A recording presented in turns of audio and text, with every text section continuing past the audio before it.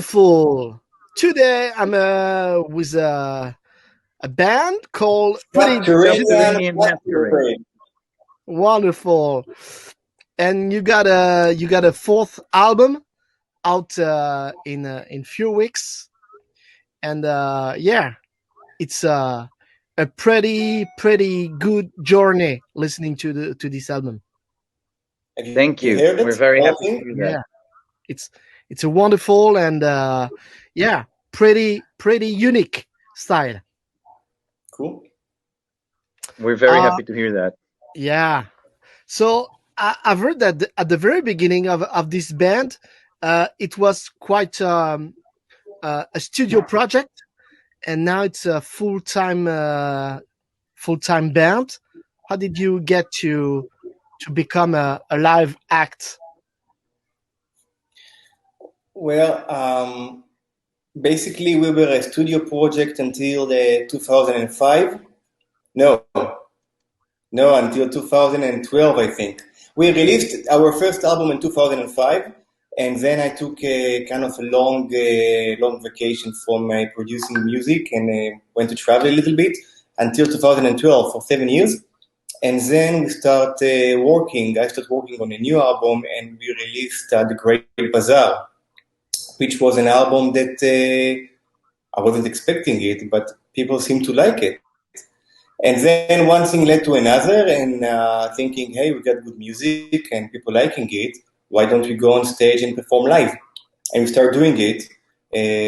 For starter, with Kechel Nordos on vocals from Norway. We did a one show in Tel Aviv, and we brought him from Norway. And then after, when we decided we want to go on tours and start to be more active on the road, it was time to actually make a band, like a touring band, a local Israeli band that can do everything. And one thing led to another, and we started meeting people and playing with other people, and eventually we came up with this lineup, which is the best we had so far. And this is the lineup that also playing the album, and it's good to hear you like it. Vidi is the newest member, I think, and he came, 3 years ago. Yeah, the end of 2017, we had our first show together. Yeah. I was at the end of 2017. I just came back to Israel. I lived for a few years on off. I lived in Denmark, and I was working and making art around Scandinavia. And I got back to Israel, and Tomer contacted me that they need a substitute singer for Kjetil, because Kjetil is in Tristania and Reincarnation and is doing a lot of beautiful things in theater. And they needed someone for the live shows. So we met, and we had a really good click. And we had a couple of shows together. We've done a tour together with Orphaned Land in 2018. And it seemed like there is a very good connection. And things happened from that point pretty naturally, that we started working together. I was playing in other projects and experimental music, and I didn't touch metal for a few years, and I actually thought I'm not going to do it again. But then Tomer came along, and I listened to Tomer's music when I was a teenager. So that was pretty cool. That was pretty cool to be contacted by him. I knew the music, and today I'm just very proud to work with him. That's very, very cool. We're already 3 years together, and a lot of good things has been happening since we got to meet each other. At least for me. Yeah, I don't know how he feels about it, but I'm. So it seems that he's proud of the corporation and your vocals. The vocals are it's a huge range of vocals, and sometimes I feel your voice is not so far from Warrell Dane from Nevermore. Oh, thank you very much. I don't know if you have heard that, but I feel in some parts of your vocals, and I've interviewed this guy, this talented guy, and I think he was one of the best vocalists ever in the metal scene. I agree. He Yeah. was for me, this man is a huge influence. If there's something, I only got to see him one time. They came to Tel Aviv one time, never more. And then he had a solo show here, and I wasn't in the country, and it just really aches my heart that I could not see him playing again. He's an amazing lyricist. He was an amazing lyricist. He's huge persona. So thank you for that. When it comes to theatrical work, um, he's definitely up there for me. Together with, it's basically him and David Bowie, like these two guys. But Warldane, I agree with you. He's the best singer that kind of walked the genre. Yeah, it's funny No because one else like him. my wife told me that your music and maybe your vocals was quite near from Bowie, and of course the music, a kind of Pink Floyd touch. I'm just Yeah. very happy to hear that. Amazing references.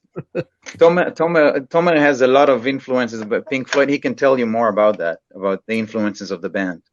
No, Pink Floyd is definitely an influence. My name is Tomer Pink, so obviously you get the connection. Yeah. But and David Bowie was always a mentor. We also did I don't know if you heard it. We did the cover version for Space Oddity, a very doom, heavy metal, slow, epic and dark cover version, and it's a great compliment. Thank you so much.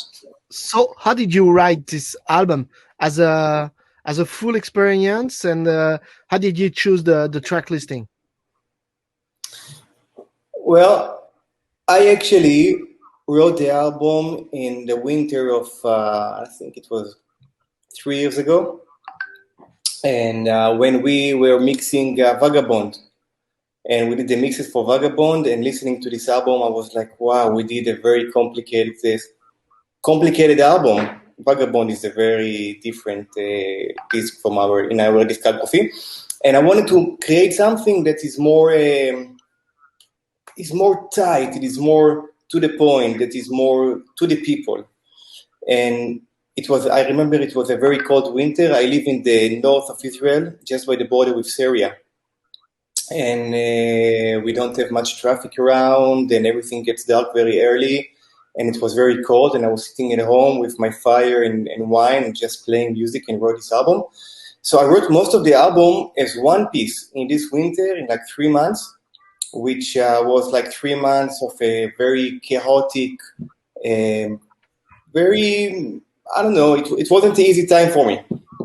So I guess there is one pattern that is always walking through the album, which is the mountain fever, which is something that is, even though it sounds warm and happy, there is underneath subtle influences of something that is very grim or hard or hectic or sad in a way. And Vidi wrote the lyrics. He bring a whole new dimension to it, because it wasn't only enough to write the music. Obviously, we are a 7-member band, so everyone has his own influences. But when the lyrics came along, it was becoming a one piece. So even though it's a journey, it's still, I'd like to think of it as a one piece. Yeah. What about all the music instruments on this album? I don't know how many Many. instruments, but I think there are a lot of instruments. Yeah, so of course, traditional music, metal instruments, but there are also violins, maybe a trumpet, right? Yeah. The second song, I think, Yeah. bouzouki, luta. Yeah. So you did write everything, Tomer? No, Shai, our keyboard player, he wrote all the strings arrangements and some of the brass arrangements. And I very much like to work with musicians. I work with the same musicians from every album.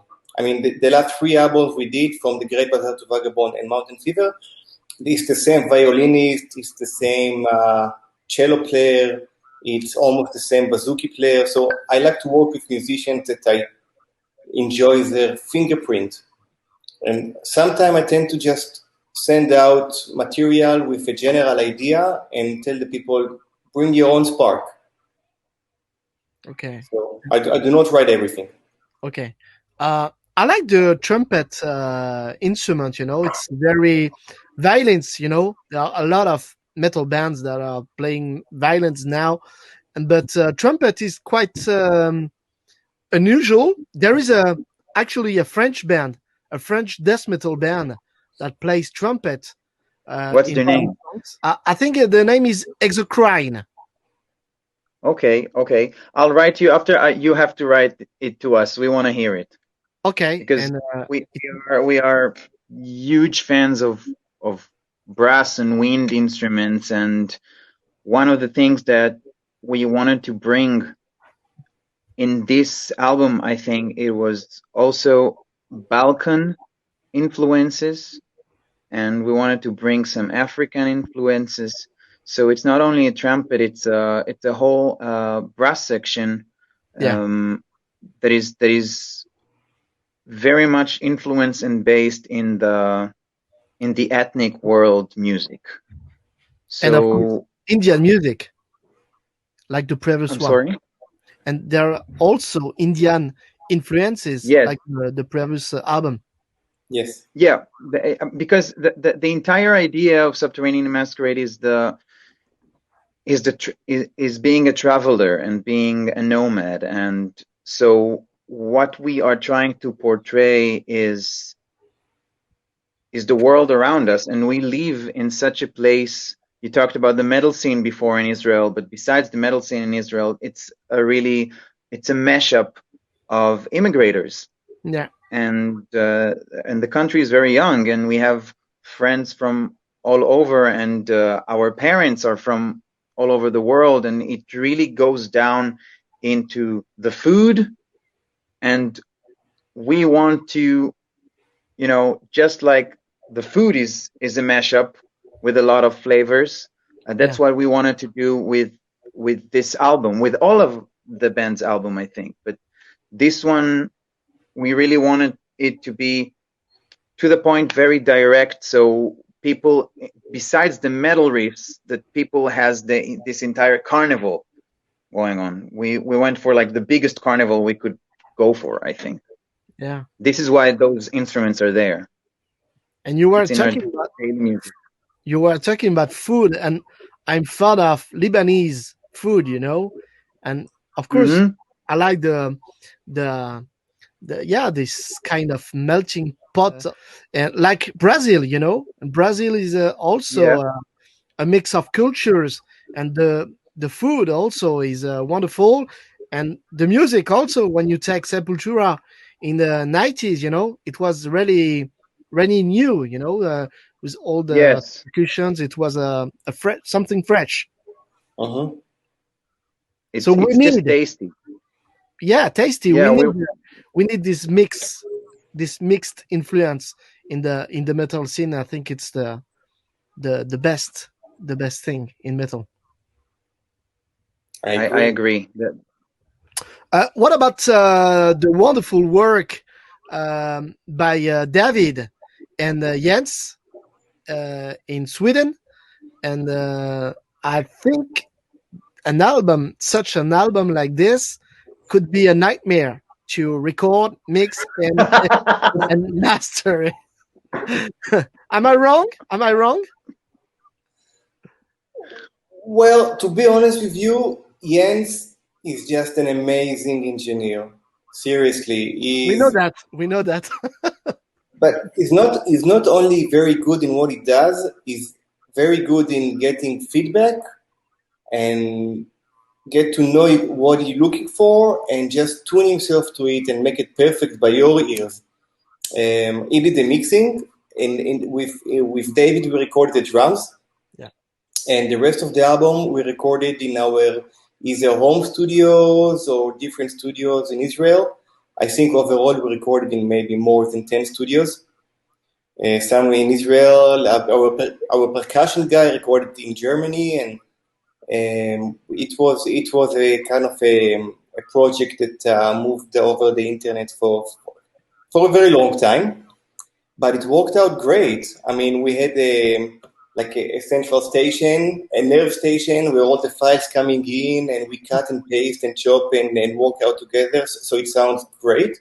And then Jens, he got everything and he just mixed it, and he's amazing. Seriously, he's great. Yeah. So this is why he's one of the best talented producer and mixing engineer. Yes, definitely. What about the lyrics? There are a lot of references to religion in your lyrics. Am I wrong? Yes. No, So, you're not wrong. What I wanted to do, when Tomer told me, okay, look, there's this thing. I want to call the album Mountain Fever. And I started to think what it means for me. Mhm. And the first thing that came into my mind, I really wanted to kind of portray, not only musically but also lyrically, where we're from and the culture and the landscape. Mhm. And I was born. I live in Haifa. It's a port city in Israel on the Mediterranean Sea, and it's built on the Carmel Mountain. And the stories about the Carmel Mountain are usually in the Bible and all kind of Kabbalistic traditions. They talk about the prophet Elijah who went up to the sky on chariots of fire. Mhm.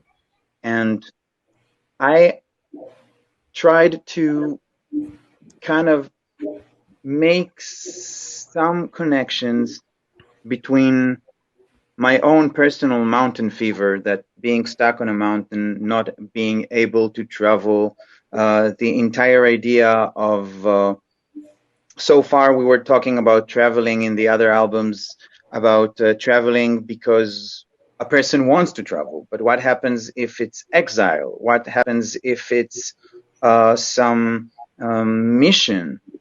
What happens if this is something you don't necessarily want to do? And being a refugee or being under some force that imprison you in this place. Mhm. And so this was one thing. The other thing was the question whether a spiritual travel can happen without a person moving from anywhere. So the references from the biblical references are mostly in order to reflect on a mental state of mind. So it's not, the lyrics are not religious. The idea is what is spiritual and what is mental, mostly. And what I liked about the story about Elijah, that he had a lot of rage, and I'm not sure that he did a lot of good things, even though he's portrayed as something good or someone good, he had a lot of issues. Mhm. And I kept on seeing this chariot of fire. I kept on seeing the wind, the wrath of the person in a mission. And I think it leaked, like where I live, just leaked into the lyrics on that way. The other parts are a little bit psychedelic because I have insomnia, a very, very hard one. And I'm using different kind of sleeping pills. And when these pills don't work, the stuff that you see is kind of, can be a little bit like prophetical nature. So I was just trying to use the Bible in order to draw my own mental state of mind at the nights which I wrote the lyrics, if that makes sense in a way. It's a bit Yeah. abstract. Tomer, you wrote this album in front of a mountain. I live in a mountain. Okay, I live on a mountain. So, that's but why yeah, you also wrote the and you wanted this album to this title, yeah, about a mountain, and we can yeah. see it on the artwork. I love to travel. I'm a world traveler. I love India very much, and I've been traveling there for few times. And every time I go there, it's up north. I like the mount, the Himalaya, the green. I like the people, the food, the state of mind. Everything is very shanty and relaxed Yeah. comparing to the city. So yeah, I wrote the album on a mountain, but in a very, very hectic time. So it Mm. called Mountain Fever because it was in a mountain, but not in a good way. What about the guests on the guests on this album, um, from Orphanland and Melechesh? The guys from Orphanland are very good friends of ours. Matan Shmueli is recording the drums for Subterranean Masquerade, I think, for 4 or 5 releases already. Yeah, And Idan is just a very good friend, and he lives not so far away from us. So we just wanted to have our friends in the album. We just wanted to play music with people that we love and appreciate, and we think that they can understand our concept and join us and empower this entire thing. So Idan and Matan were very easy, natural choices for us to have them on the album. And Ashmedi from Melechesh started in Israel. He's from around East Jerusalem, Yeah. and we have invited him to play in a song called "Somewhere I Sadly Belong," which is pretty heavy. And I just felt that the lyrics, with the story of Melechesh and their musical exile and everything that they went through, I just felt that it would be amazing to have a voice that went through everything, that he's a hybrid of all places, to scream these lyrics. And I was very happy to hear back from him, and he just said, yeah, sure. And he was coincidentally in Jerusalem visiting. So I traveled to Jerusalem very late at night in a very weird studio, and he came along and he just gave everything that he has, and it was wonderful to meet him and to work with him. And since then we're in a very good relationship.